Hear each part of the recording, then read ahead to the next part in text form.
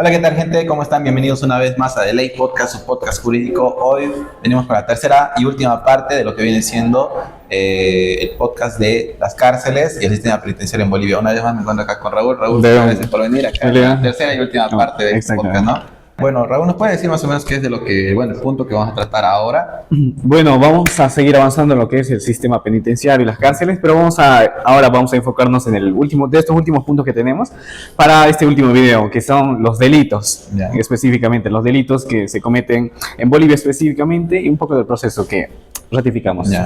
Bueno, yo creo que como bien dices en los delitos vamos a charlar de más o menos cuáles son los delitos que con mayor frecuencia llegan a cometer o por los que hay más casos de arrestados, ¿no? De detenidos en Bolivia. Y en esto vamos a mencionar uno, bueno, que según en el Centro de Estudios de Justicia de las Américas, Bolivia presenta una de las tasas más altas de presos sin condena. En 2024, el nivel regional de la proporción más alta, bueno, presentó una de las proporciones más altas de detenidos en espera de juicio entre la población total de presos que la que tiene Bolivia, ¿no? En este caso sería más del 60%. Y se sitúa entre los 3 casos con tasas de hacinamiento más graves de Latinoamérica. Esto es muy preocupante porque, como bien decíamos en los anteriores podcasts, retrasa y da como un tiempo prolongado en lo que es el caso y dar justicia a las partes, ya sea víctimas o culpables, y que el debido proceso se demore, o sea, muy tedioso, ¿no? Exactamente, porque uno de los problemas que tenemos en Bolivia es que siempre se demoran los procesos judiciales, así, y no llevan lo que es el debido proceso que regularmente se lleva en este caso en Bolivia. Y este es uno de los principales problemas porque tenemos este tipo de tasas tan altas regionales en Bolivia. Claro. Vamos a mencionar ahora uno de los delitos, como bien decía, de los más frecuentes, que dentro de estos son los delitos son los que hay números mayores de presos dentro de nuestro sistema penitenciario. Encontraremos que los delitos más conocidos son los siguientes, ¿no? Que vamos a mencionar, son los delitos por la ley 1008, que son un 45% de la población carcelaria. Otros delitos de asesinato son el 18% de la población. Delitos de violación, el 14% de la población. Delitos de robo son el 12% de la población. Delitos de lesiones son el 2% de la población. Entre otros delitos que figuran el 9% de la población. En este momento, ¿qué es la ley 1008? Que es la ley que regula todo esto, lo que es el narcotráfico, sustancias controladas, la que sanciona este tipo de delitos o los que están implicados en esto mismo, porque se llevan a dar sanciones de 10 a 25 años incluso por este tipo de delitos. Pero en Bolivia la ley 1008 no se lleva lo que es el debido proceso, porque esta incluso demora mucho. Claro. Pero, ¿por qué pasa eso? ¿Por qué demora mucho este tipo? Hago una pregunta primeramente, ¿por qué, no? ¿Por qué este tipo de delitos? Yo creo que por un estado de necesidad o también un estado de falta de organización o regulación, se podría decir, por el control o la regulación de diferentes sustancias, ¿no? Incluso de exceso, tal vez. También, porque hay muchos casos archivados incluso. Sí, también porque es una gran cantidad, como bien mencionamos, es el 45% de la población carcelaria. ¿Y por qué? Bueno, ¿dónde normalmente se suceden estos casos? ¿Dónde hay más frecuencia donde gente es aprendida por incumplir las normas de esta ley?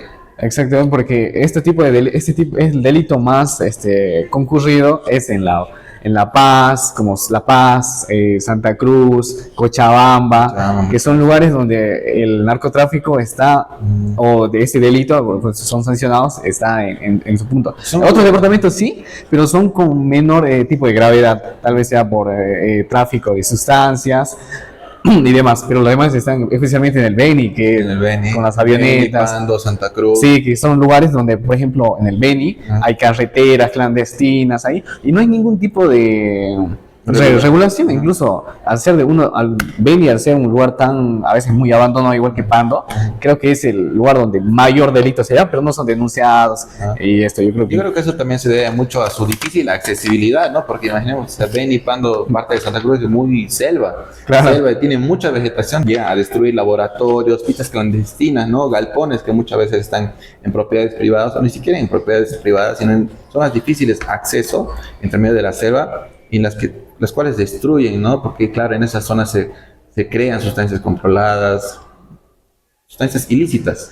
Exactamente, porque, por ejemplo, en Beni, Cochabamba, incluso Santa Cruz, que por ejemplo Santa Cruz es al lado de la frontera con Brasil, que por ejemplo esos lugares de Pailón, que esos lugares que están, por ejemplo, ahí los que están muy cerca de la frontera con Brasil, son los lugares con mayor residencia de narcotráfico. Y es un lugar donde realmente puedes verificar por las noticias. Hay asesinatos, cada día hay asesinatos por tener nexos con el narcotráfico y es donde entra este tipo de delitos. Personas que están por ejemplo, relacionadas con el narcotráfico. Muchas veces son distribuidores, personas, pero es lo que tienen que hacer por vivir. Por ejemplo, muchas personas que viven en la zona, por esos tipos de zonas que son zonas rojas del narcotráfico en Bolivia, ellos lo toman como es la única opción, porque ellos muchas veces viven ahí y las personas que vienen y los que hay, porque no hay presencia policial ahí, no hay presencia del Estado en esos lugares. Entonces cuando viene la policía, por ejemplo, cuando viene un supuesto dueño, que son los jefes del narcotráfico, y les ofrecen un trabajo. Si vienes aquí te vas de las tierras o plomo directamente. Sí. O no. Amenazan a la población residente. Exactamente. Y esto es muy clásico porque puedes ver un montón de noticias, especialmente en Santa Cruz, en esa parte de las fronteras, donde la gente vive así, porque sí o sí debe haber un servidor o de algún lugar de la gente debe sustentarse. Tener un ingreso, ¿no? Claro, exactamente. Y la única opción que ellos toman, y es como clásico allá cuando vas a ver, parte de lo que es cómo está organizado este tipo de organizaciones, ¿no? Que se dedican a la producción y distribución de exactamente, y los laboratorios que están puestos en Cochabamba. Justamente por esas zonas, ¿por qué? Porque tienen fácil acceso para, o sea, no para ingresar, pero sí para distribuirlo al país vecino, y el país vecino de igual manera ingresa diferentes sustancias a Bolivia, ¿no? Exactamente, pero lo que más resalta yo creo que serían las avionetas, que son de fácil acceso. Por ejemplo, hay muchos aeropuertos clandestinos, o incluso el aeropuerto de Chimoré, que es el claro ejemplo que tiene Bolivia.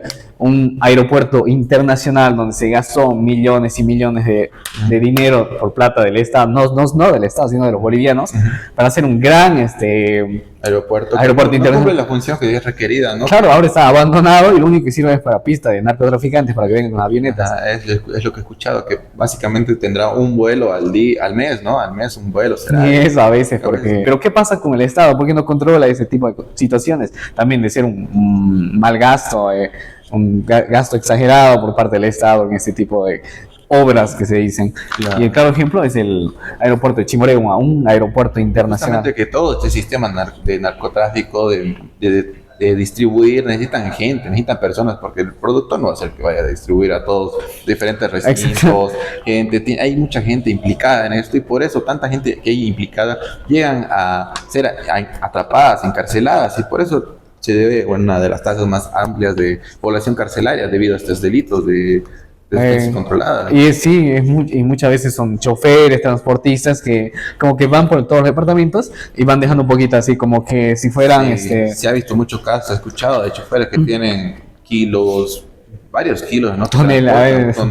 para llegar a... Sí. Y no solamente eso, se distribuye entre personas, o sea, internamente, ¿no? Se ha escuchado muchas veces del tema de las mulas, se puede decir, sí. de los dragones, he escuchado un caso en Bermejo, de una persona había ingerido unas 48 cápsulas con sustancias y que pues no resistió y falleció, y cuando le hicieron la autopsia ahí encontraron las 48 cápsulas de droga, ¿no? Sí, y por ejemplo en Bolivia es muy normal encontrar este tipo de casos de donde personas estén implicadas con este tipo de delitos, con lo que es las sustancias ilícitas, la droga, en fronteras específicamente, en aeropuertos, transportistas, es clásico. Pero ¿por qué tal vez las personas acuden a es la falta de necesidad? Justamente es la necesidad de lo que busca la gente, porque necesitan dinero y ellos no pueden esperar una semana a que les aprueben un permiso de trabajo o estar buscando trabajo, necesitan algo inmediato. Y la falta de oportunidades, que es clásico en Bolivia. Por ejemplo, es normal escuchar a muchas personas jóvenes, ¿qué vas a estudiar? No, quiero ser narco. Y con las condiciones ahorita exactamente del 2025 no dan las opciones o la capacidad Claro, de que muchos estudiantes jóvenes estudien. Claro, Bolivia no está ahora, por ejemplo, te está pasando una crisis donde las condiciones, por ejemplo, de los desertores, por ejemplo, en las universidades, que va en aumento estos años, hay más desertores en las universidades que se salen, mismo por el motivo no tienen. Y muchas veces tienen que acudir a este tipo de trabajos que les da dinero fácil, pero se arriesgan lo que es un poco lo que es la vida, su vida, su libertad. Y muchas veces la mayoría de estos personas que son narcotraficantes, por ejemplo, donde ponen los laboratorios, donde están ubicados, contratan a la misma gente que está alrededor, que son los comunarios. Exactamente, porque por un estado de necesidad y justamente como vos mencionas en las universidades, cada los años siempre hay una escala, un aumento de universitarios que se inscriben y este año especialmente en Santa Cruz ha habido un descenso en la inscripción, digamos de 100.000 estudiantes se redujo a 80.000 a 70.000 estudiantes que se inscribieron este año para estudiar. Exactamente, y es el claro ejemplo porque no hay trabajo. Imagínate estudiar, por ejemplo, 5 años, 4 años, dándolo, pero después no consigues trabajo. Entonces, porque la carrera necesita ingresos, ¿no? Ingresos, un montón de cosas, alimentación, que es para esas cosas. Hay diferentes carreras que existe un costo monetario, ¿no? Exactamente. No siempre en el costo monetario para entrar a la carrera, sino para los materiales, para los cursos, como puede ser arquitectura, ingeniería, medicina. Medicina, que son los más exigentes. Más exigentes en tema monetario. Exactamente. Es un gasto siempre, ¿no? Hay mucho más para las personas justamente como mencionamos, de provincias, de regiones de frontera, que quieren estudiar en la ciudad, pero ¿para qué? Necesitan un anticrético, un alquiler, necesitan transporte, necesitan alimentación, necesitan comprar libros, materiales. Y muchos están sometidos también a deudas del banco. Deudas, exactamente. Y no pueden entonces sostener ese tipo de gastos. Entonces, ¿qué pasa? Muchas veces hay una persona que viene y dice, che, yo trabajo acá, no quieres... Siempre hay uno. Sí, para transportar. Entonces, en este caso, por ejemplo, en Cochabamba, que son lugares medio alejados, que vienen del campo, y ahí es donde están específicamente, sí, todos los laboratorios en media selva, que vienen de esos lugares de la universidad, prefieren... ¿Para qué ir a la universidad si puedo ganar casi lo que gano en un año? Tiene un conocido, un familiar, claro, alguien que le está yendo bien prácticamente, se puede decir, tiene una racha de 1 año, 2 años que está trabajando en esos hechos ilícitos. Claro, ilegales. No lo pillan. Y ellos piensan que, bueno, yo lo haré, tampoco me van a pillar, no me van a atrapar, no me van a arrestar. Pero ¿qué pasa? Que cuando se meten a ese rubro, es todo lo contrario, es un mundo totalmente diferente. Exactamente, y por eso es que esto es la situación por la que el 45% de la población boliviana está metido en ese tipo de... Y eso que son algunos, porque la policía no hace, el Estado no hace su trabajo realmente para saber datos y estadísticas completas. Exactamente. Porque entrar a este mundo, por ejemplo, donde entra el narcotráfico, que es un tema muy, muy amplio, porque para unos lo ven como la única opción para salir adelante, y no la otra opción que es estudiar, salir afuera. Hay algunos que tienen objetivos de tener, o sea, una buena condición o una estabilidad económica, pero no saben cuáles son las maneras. Muchas veces puede ser que el trabajo duro no vaya con ellos y eso es algo lamentable, que mucha gente siempre elige el camino fácil, que el camino fácil es el que menos el plata fácil que viene, plata fácil que se va. Exactamente, y esto pues en un futuro implica cosas que tu libertad ya sea condicionada. Exactamente, tu libertad, tu palabra, tus relaciones en familia, amistades se ve muy limitada y quieras o no, de tarde o temprano te va a terminar afectando. Por este puede ser un caso en Yacuiba, si no estoy mal, a una mujer le dispararon en su domicilio porque su esposo estaba arrestado por hechos de narcotráfico y se habla, ¿no? Se conversa. Realmente fue un ajuste de cuentas debido a que su pareja está en la cárcel por temas de narcotráfico, de deudas, qué sé yo. Un ajuste de deudas, se puede decir. Claro, porque estos imaginemos que estamos hablando todavía de delitos menores, de asesinatos pequeños, cosa que es muy normal incluso en Santa Cruz ahí. Pero ahora entrar, por ejemplo, a donde están el Tren de Aragua, ya hablar de ya cárteles ya literalmente grandes del narcotráfico.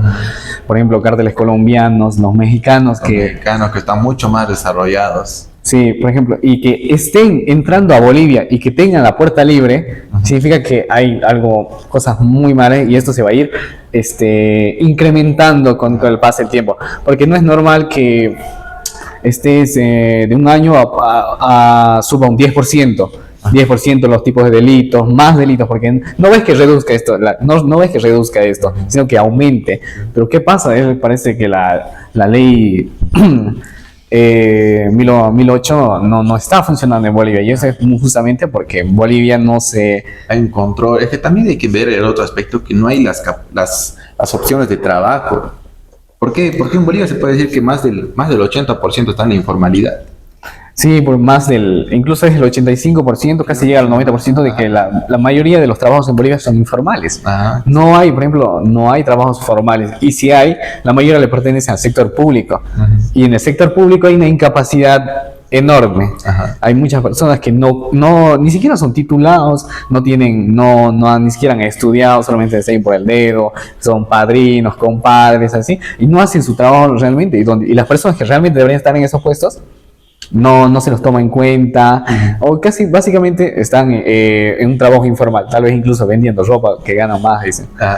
Pero ahora, como vamos a otro delito, ¿no? Que en este caso es los asesinatos. Los asesinatos igualmente suma el 18% de la población carcelaria. ¿Y esto debido a qué se podría decir que se debe? Por ejemplo, mucho se ha dado por lo que es ajuste de cuentas. En Santa Cruz es en su mayoría que son ajuste de cuentas. Los asesinatos se cometen en mujeres, mayor que en hombres, ¿no? Yo creo que eso se deba a un gran porcentaje de temas de intolerancia, de agresividad, de machismo, de violencia doméstica, que se ve en muchos casos, ¿no? Exactamente.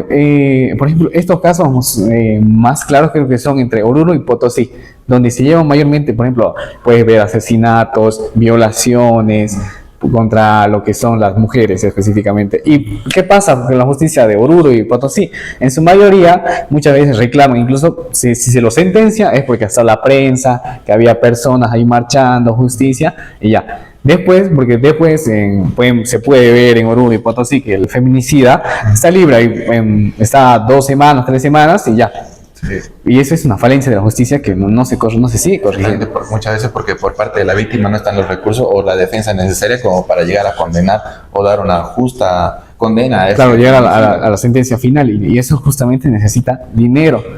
Y en lugares donde más concurre eso, por ejemplo, en Santa Cruz es la mayoría, pero es porque tiene una mayor población. Ajá. Igual que La Paz, Cochabamba, que hay lugares que Tarija igual están incrementando ese tipo de cosas.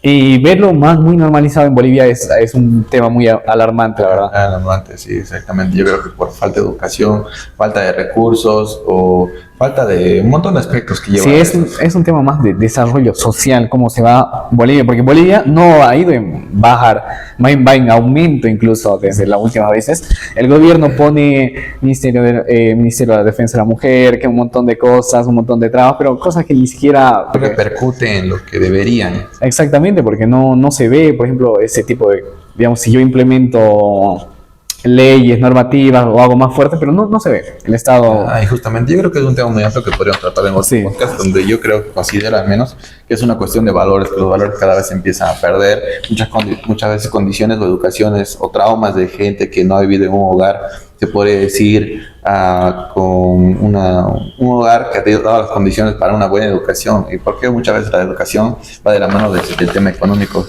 y yo creo que de los valores, por muchas veces del rompimiento de la familia. A veces algunos se quedan con sus padres, otros con sus abuelos, otros con sus tíos. Algunos llegan a ser muchos huérfanos por este tema de asesinatos. Sí, este es clásico, especialmente en las cercanías del campo, en las zonas que no son urbanas, zonas rurales, creo que es lo más clásico. Hay incluso padres primerizos, padres a temprana edad, a los 14, a los 16 años, ya son padres.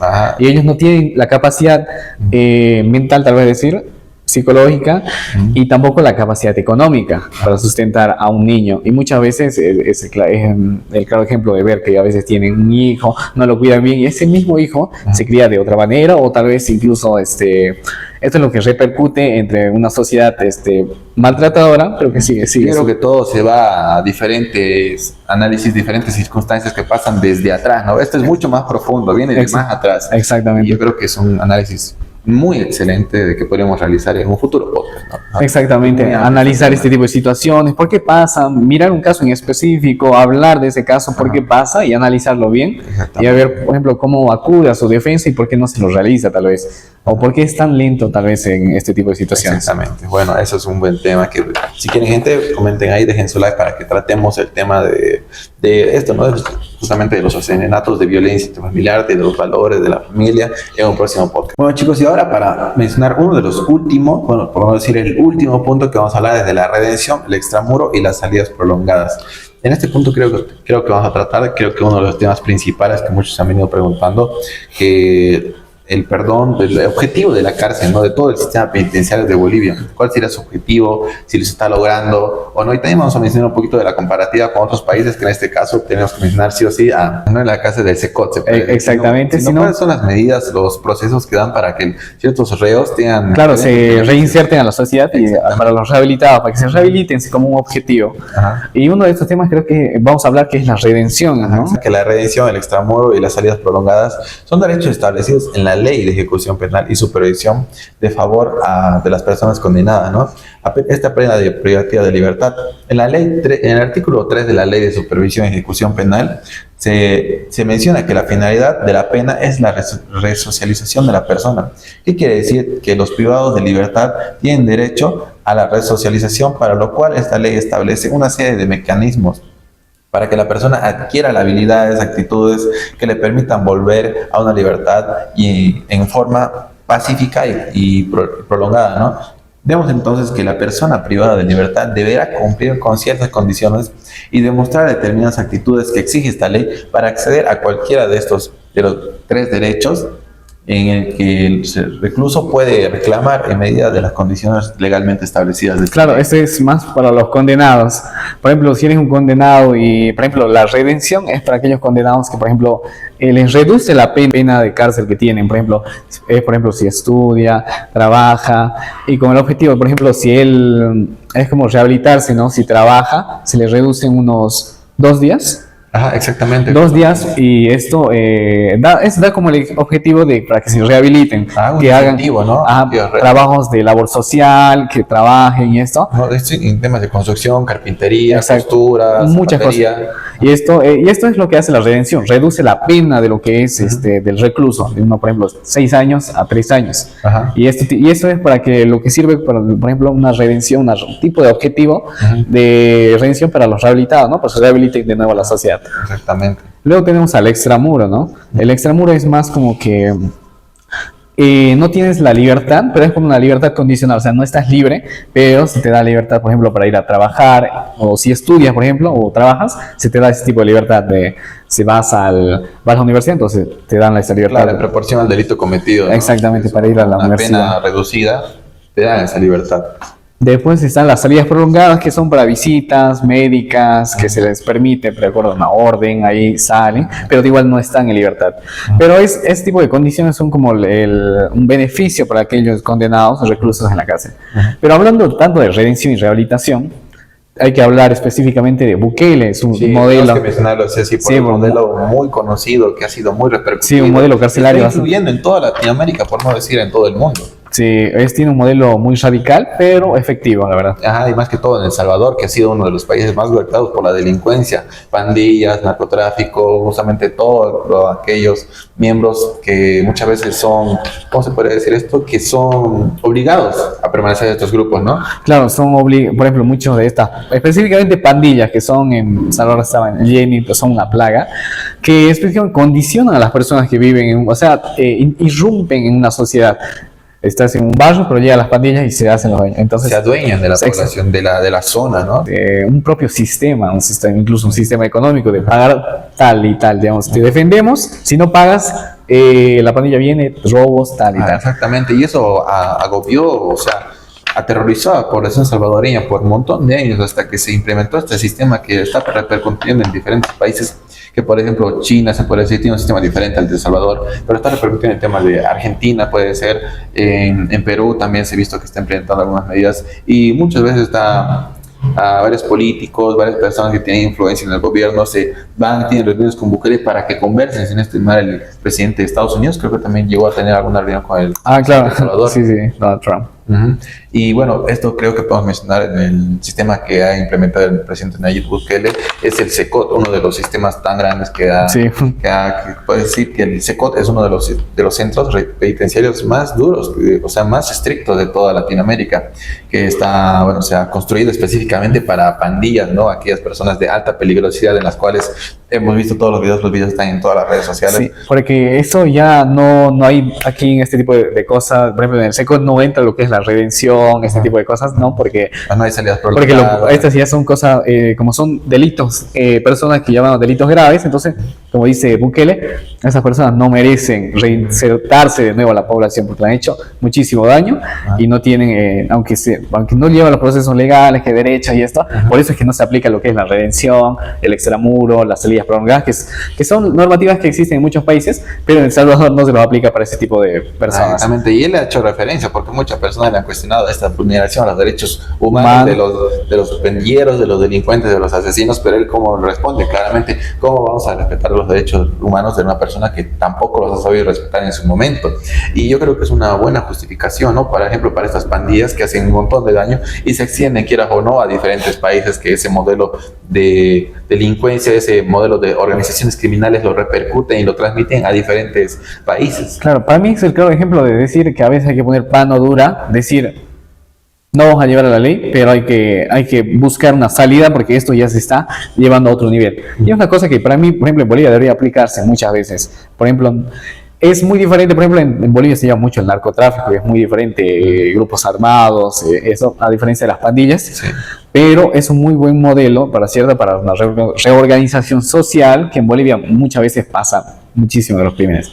Pero para ver que con Bukele, que en el cual él ratifica que en el cual no hay derechos humanos para delincuentes, me parece en cierto modo algo bueno, pero también un poquito malo, pero bueno en su mayoría para ese Yo tipo creo que es un sistema radical y necesario, viendo las condiciones en las cuales se vive en El Salvador, viendo cómo aterrorizaba a la gente, cómo se puede decir que recluían a la fuerza a muchos hijos de madres salvadoreñas. Claro, vivían bajo la amenaza, Ajá. en circunstancias que realmente no... No son humanas, no son condiciones para tener una vida pacífica. Exactamente, buscar la pacificidad en un lugar, en un sector social. Ajá, Entonces, y esas personas, como bien dice, tienen muchas limitaciones en proporción a los delitos que han cometido, mucho más si pertenecen a algunas pandillas que muchas veces se caracterizan a través de tatuajes, marcas, que ellos mismos son muy conocedores, ¿no? Que se caracterizan. Y se les ha reducido tanto los derechos que a un punto en los cuales ya ni siquiera se les permite salir, y creo que incluso varios de ellos ya tienen cadena perpetua, se puede exactamente, decir que no van a ya... poder salir. Sí, solamente están. Y además lo que los hace hacer trabajo social, que ese es el otro. Ajá, el otro aspecto, ¿no? El otro lado de la cara, que bueno, pero un poquito reiterando lo que bien mencionaba, que de proporción al delito cometido, se les priva de manera permanente la salida. Y yo creo que es un modelo que debería aplicarse aquí en Bolivia, porque hay muchas personas que son asesinatos, o sea, ven temas de narcotráfico y irrumpen en estas actitudes y son libres, caminan libremente por las calles. Muchas personas que han causado tanto daño a diferentes familias caminan libremente por las calles y no obviamente para ir a comprar el pan, obviamente para seguir en sus actitudes maliciosas. Exactamente, porque Bolivia cada vez se está convirtiendo, por ejemplo, las calles muy inseguras. Por ejemplo, en La Paz, en el Alto, o incluso Santa Cruz, es normal. Pero incluso ya que se vaya como departamentos como Tarija, que se está viendo mucho ya también. Ya se está normalizando, incluso sobrepasando las fuerzas del orden. Creo que hace un mes o 2 meses se había asesinado a un coronel de la policía en la puerta de su casa a punta de... Exactamente, y eso ya no ya esto es otro nivel y aparece México ya. México con asesinatos. México es otro nivel de delincuencia, de las organizaciones criminales, los cárteles. Ya todo. Eso es cártel a un nivel. Pero ya yo creo superior. Que mucho tiene que ver la forma de ver a los cárteles. Creo que se ha socializado, se ha vanagloriado, se ha alabado mucho el tema de la vida del narcotraficante, ¿no ves? Sí, en México. Canciones, novelas, películas, mercancía, todo en referente a esta cultura narco. Toda esa cultura narco que existe, por ejemplo, en México. Incluso los colombianos que decían que los narcotraficantes mexicanos ya están a otro nivel, muy, ¿cómo se podría decir? Glorificado, porque es a otro nivel. Muchos se sorprendían por eso, porque en Colombia, por ejemplo, muere un capo y normal, pero vas a México y es como si se hubiera muerto, yo qué sé. Es toda la narcocultura que se implementa exactamente desde varios años, no es simplemente este año, es algo muy atrás, ya ha ido evolucionando en la mente de los jóvenes. Y justamente, y ver, como por ejemplo, México no toma acciones contra este tipo, por ejemplo, los narcotraficantes, porque muchas veces en México muchos jueces, fiscales ya están comprados por el narcotráfico, porque el único jefe ahí, como a lo que ellos responden, es al narco. es mi jefe. Por ejemplo, muchas veces hay poblaciones donde vienen y amanecen ya, de donde dicen, por ejemplo, este lugar le pertenece a tal. Ajá. Entonces todos los comunarios le deben de ver un tributo y él viene en su defensa. ¿Por qué? Porque incluso la policía no está presente ahí.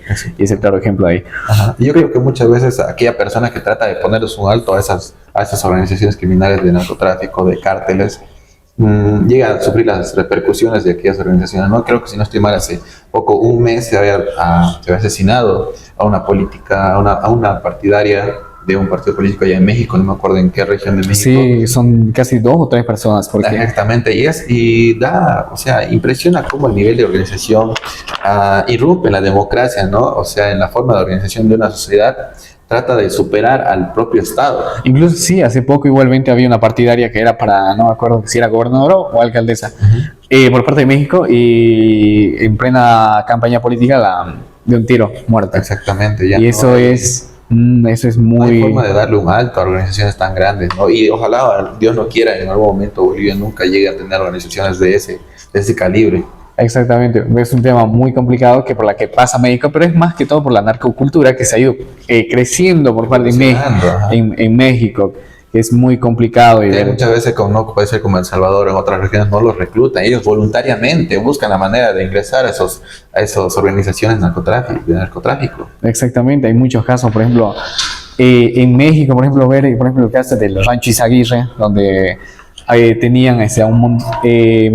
era un lugar de reclutamiento donde llevaban personas, Ajá, había escuchado de eso. Sí, donde habían encontrado niños, personas y los hacían pelear ahí para buscar a los más fuertes. Era un método de supervivencia, los hacían comer, básicamente los robaban, ¿cómo se llaman? Los reclutaban, exactamente, y los entrenaban para ser narcotraficantes. Y no era por voluntad, era de personas, las raptaban.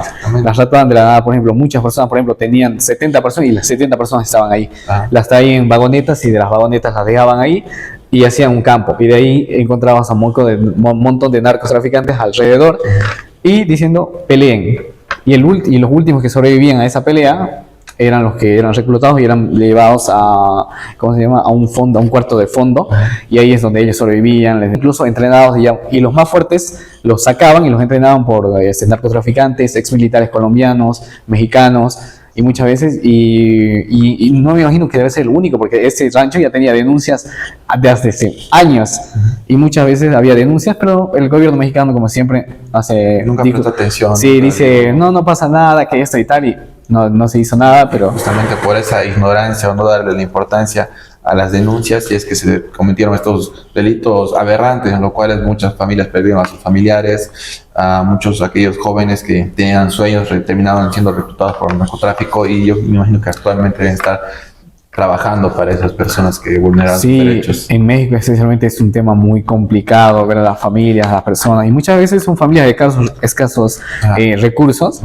que... Unos optan por voluntad propia por lo que es la narcocultura, en este caso siempre, llegar a ser narcos, incluso de muy jóvenes, de 14, 17 años, ya sienten que quieren... Con ese gusto de la narcocultura. Sí, ir a pertenecer a un cártel de México. Yo creo que para esos sistemas, el sistema que está implementado en Nayib Bukele ha sido un tema, aunque sea muy radical, pero da tanto estabilidad, seguridad a la población, tanto así como estábamos mencionando, de la reinserción social, porque como bien estamos mencionando, vamos a retomar este punto de la otra cara de la moneda, donde les da las opciones a reducir su condena, a dar lo que viene siendo su aporte a la sociedad, aparte del daño que han hecho, dar un soporte a la sociedad, ya sea material, en mano de obra. Sí, para mí sí está bien.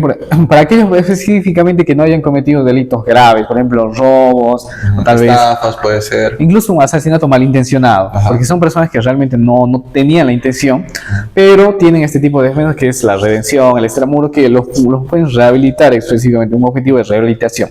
Pero para aquellos, por ejemplo, personas que hayan matado, sean partes de un cártel, hayan matado personas raptadas, hayan raptado a esas personas, yo creo que ahí diría directo a la SECOM. No tendrían opción a adaptar a ese otro sistema penitenciario. Porque claro, realmente no merece una reinserción social por ejemplo, a la sociedad, y volver realmente a la sociedad lo que es, porque son personas que han cometido delitos graves. Más allá de que no merecen por el delito que han cometido, psicológicamente no son personas estables que no pueden vivir situaciones cotidianas, ya de cualquier manera eso siempre va a estar en su interior, o sea, está muy dentro de ellos y no hay manera de cambiar eso de ellos, ¿no? Exactamente, no son personas aptas para volver.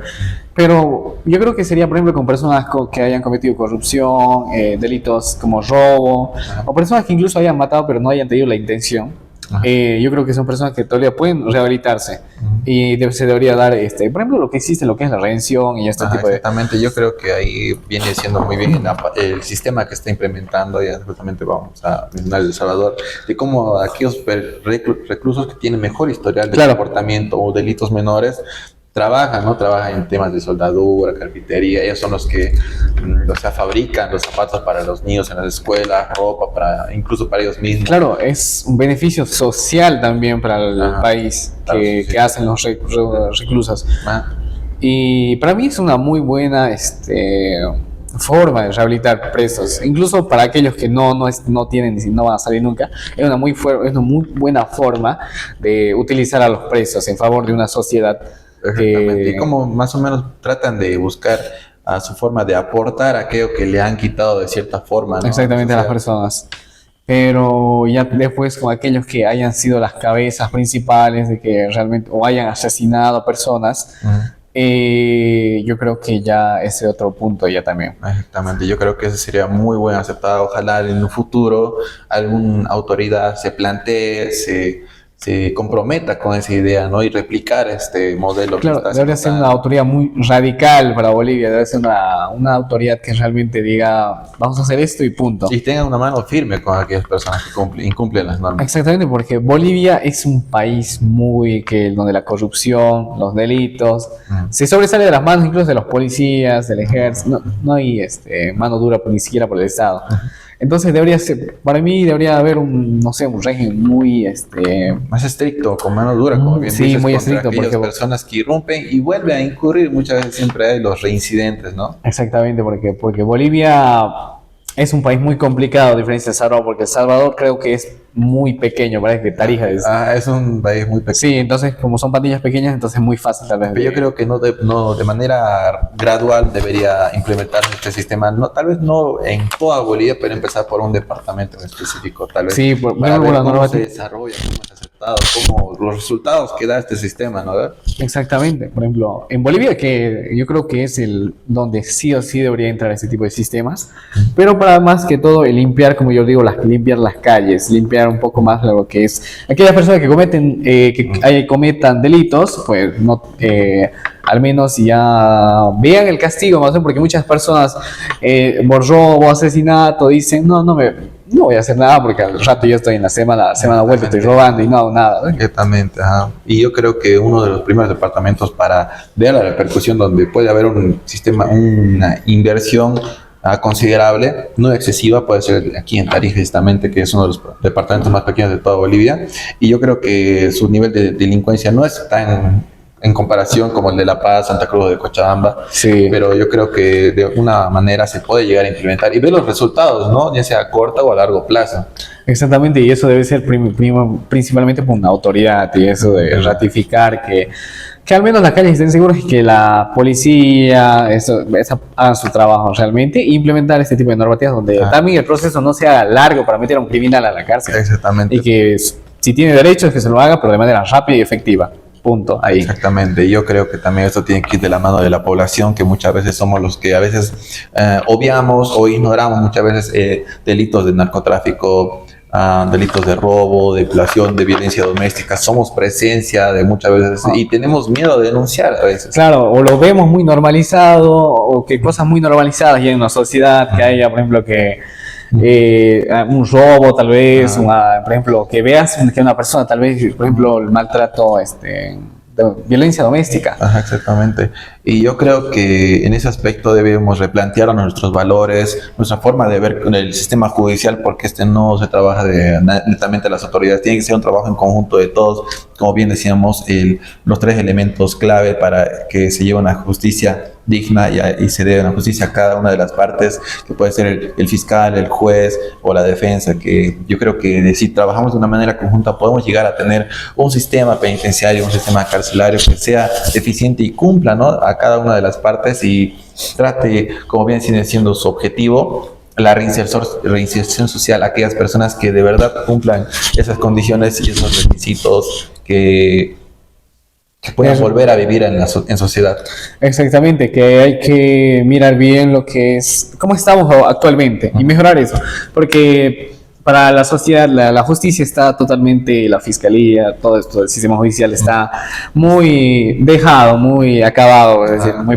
La población boliviana no tiene que esperar un milagro, no esperar un Nayib Bukele, no necesitamos un Nayib Bukele, lo que necesitamos es el compromiso de cada uno de los bolivianos, niños, personas adultas mayores, población en general, autoridades. Necesitamos un mensaje claro de que Bolivia no va a cambiar de un día para otro, va a ser un trabajo muy arduo, muy difícil, pero que necesita el compromiso de cada uno de nosotros como estamos estudiando Derecho, vamos a tratar de aportar nuestro grano de arena, trayendo justicia a este país, pero también necesitamos el apoyo de cada una de las personas pequeñas, adultas, mayores, que tengan compromiso de seguir y tener una sociedad que se rige por normas, porque si no tenemos una sociedad, sería un circo total.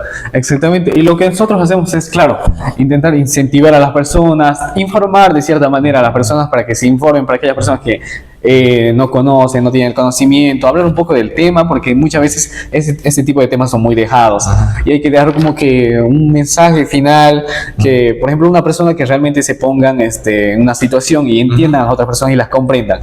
Porque un mensaje de reflexión, de pensamiento, de que todo en las redes sociales no es simplemente cosas virales, también tienen que ser temas educativos que nutran a la población. Exactamente, porque hay cosas muy normalizadas así, y son situaciones que realmente a veces no concuerdan, porque el país está pasando por una situación muy complicada en el ámbito económico, social, y realmente necesita personas que realmente entiendan esos temas y realmente dialoguen y charlen realmente ese tipo de problemáticas. Son temas que claro, los pensamos, pero no muchas veces lo traemos al debate, al análisis, y porque muchas veces lo pensamos, pero se nos puede olvidar. Necesitamos un análisis netamente concreto en diferentes temas que sean de relevancia, de inflexión en la población boliviana, ¿no? Exactamente, que nos ayuden como personas y hagamos algo al respecto. Exactamente. Bueno, muchas gracias, gente, por haberse quedado. Gracias por habernos acompañado en estos 3 capítulos de podcast, aquellos que vienen desde el primer video. A ti, Raúl, de verdad, muchas gracias por habernos acompañado desde el primer podcast.